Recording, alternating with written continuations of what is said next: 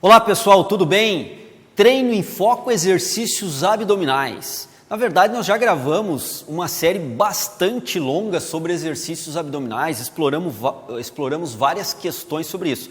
Mas, como é um grupo de exercícios, porque são vários exercícios que atuam sobre a região abdominal, ainda as pessoas continuam com muitas dúvidas e, em função disso, recebemos muitas perguntas pelos canais de mídia do Treino em Foco. Em função disso, a gente pensou, além do curso que nós gravamos sobre isso, também pensamos em fazer uma série explicativa de alguns pontos que surgiram as maiores perguntas nos nossos canais de mídia. E hoje nós vamos conversar um pouquinho sobre o que acontece se nós inspirarmos na fase excêntrica ou concêntrica do movimento. Qual é o efeito disso e tentarmos analisar o que seria a respiração, ou a mecânica respiratória mais adequada durante a execução dos abdominais. Mas para isso, logo depois da vinheta.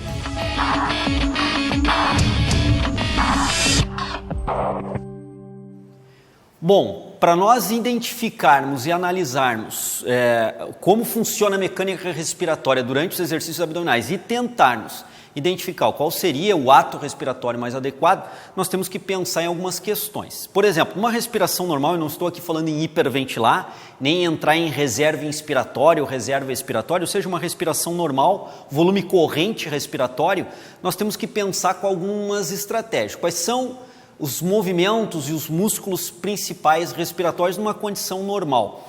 Nós temos a caixa torácica que no ato inspiratório irá se elevar. Os livros de fisiologia colocam sobre efeito alça de balde, né? Ela se eleva para cima e para frente.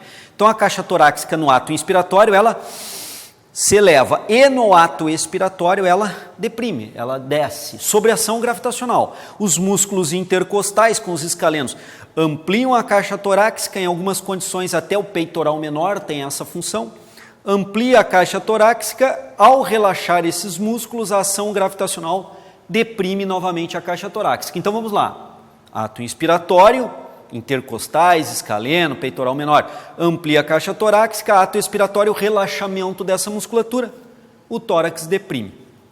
E aí nós temos o ato inspiratório e o ato expiratório e alguns músculos já citados que atuam sobre a caixa torácica. Ok, beleza, muito bom. Agora nós temos que discutir também o principal músculo respiratório que faz a interface entre a região abdominal e a região torácica. Esse músculo que faz essa interface é chamado de diafragma. Então eu vou tentar representar com as minhas mãos aqui como é que ficaria o diafragma aqui numa situação relaxada no corpo. O diafragma ficaria assim. Então nós vamos imaginar o diafragma relaxado e agora eu vou fazer um ato inspiratório. Expiratório. Então o meu diafragma no ato inspiratório ele contrai, ele é um músculo inspiratório. E ao contrair, ele amplia a área pulmonar, diminuindo a área abdominal. Percebam? E agora no ato expiratório, o meu diafragma vai relaxar. Então ao relaxar, ele vai subir sobre a compressão ou a pressão visceral, vai empurrar o diafragma para cima, ele relaxou, sobe, diminuindo a área pulmonar e aumentando a área abdominal. Esse é um critério importantíssimo, juntamente com a elevação do tórax durante a fase inspiratória, para nós discutirmos agora o que acontece durante os exercícios abdominais. E para isso o Caio agora, vem garoto, me ajuda aqui, pode deitar. E a gente vai começar a analisar primeiro o movimento clássico, convencional, o movimento talvez o exercício abdominal mais clássico que tenha. A gente vai fazer uma análise e depois jogar essa mecânica respiratória durante a execução do abdominal. Cai as mãos na nuca, vamos fazer aquele bem clássico.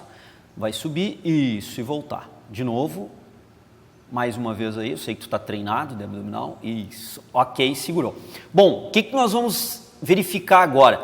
Durante o movimento aqui, que é uma flexão tóraco-lombar da coluna vertebral, há uma pequena flexão do tórax, uma forte flexão lombar, não há flexão cervical, porque não é trabalho de pescoçal que nós queremos trabalhar, e sim abdominal, então há uma tensão cervical para manter a cabeça estável e a curvatura fisiológica da coluna cervical. Entretanto, na região lombar, de novo Caio em cima dessa explicação, uma flexão tóraco-lombar, uma extensão tóraco-lombar. Ok, segurou, pode descer. Agora o que nós temos que observar é a área abdominal e a área pulmonar, mas principalmente a área abdominal. Pode fazer o movimento, Caio? Volta. Mais uma vez, fase concêntrica, fase excêntrica. Percebam que na fase concêntrica do movimento, quando o Caio eleva o tórax, desloca ele do solo, do colchonete, há uma movimentação do tórax em direção à região da pelve, e essa movimentação do tórax em direção à região da pelve, percebam, diminui a área abdominal. Vamos de novo, Caio?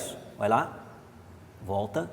Percebam com as minhas mãos, fase concêntrica, fase excêntrica. A área abdominal sofre uma modificação volumétrica em função da movimentação tóraco-lombar da coluna vertebral.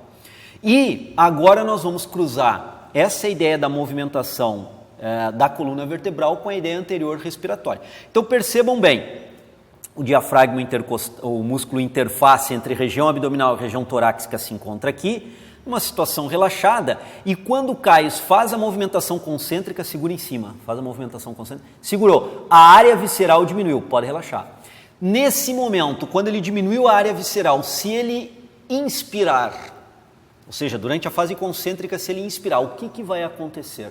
O que eu discuti antes, em pé aqui com vocês, momentos antes de entrar nessa discussão com o Caio?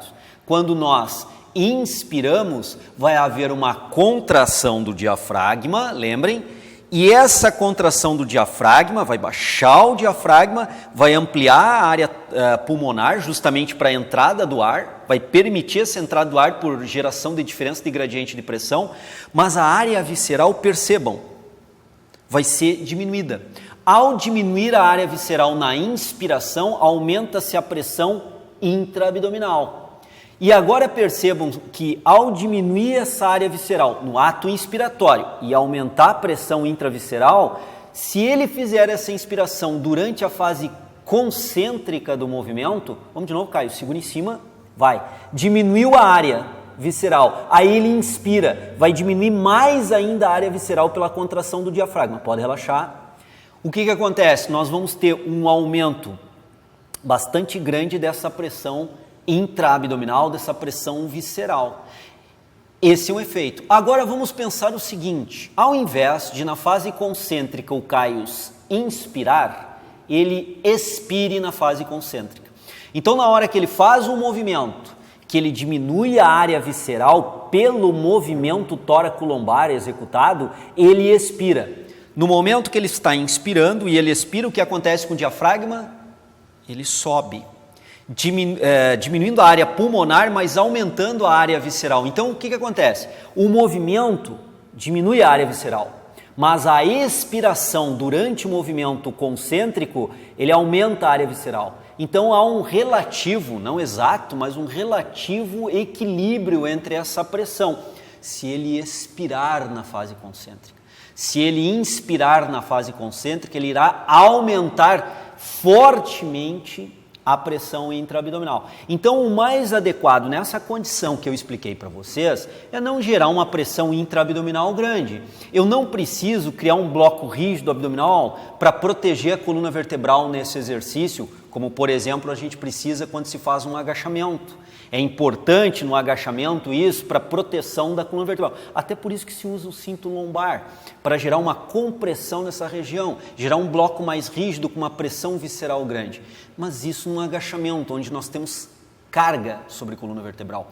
Aqui não temos carga sobre a coluna vertebral, não tem por que nós ficarmos gerando uma pressão intraabdominal, uma pressão intravisceral demasiada. Então aqui o mais adequado, pensando dessa forma, é durante a fase concêntrica do movimento, quando ele sobe e desloca tórax do colchonete, é que o Caio faça a expiração para o movimento. Então, diante dessa condição de mecânica respiratória associada à cinesiologia do movimento abdominal clássico aqui, qual é a conclusão? Nós devemos expirar na fase concêntrica do movimento, soltarmos o ar na fase ascendente, expirarmos, fazemos o ato expiratório, e na fase excêntrica, quando nós descemos, descendente do movimento, inspirarmos, fazermos o ato inspiratório. Essa é uma lógica do movimento respiratório associado ao exercício abdominal clássico que nós vimos aqui, e eu aqui no Treino em Foco apresentei as justificativas do Treino em Foco para a tomada de decisão respiratória durante o exercício. Foi isso que nós discutimos na videoaula de hoje.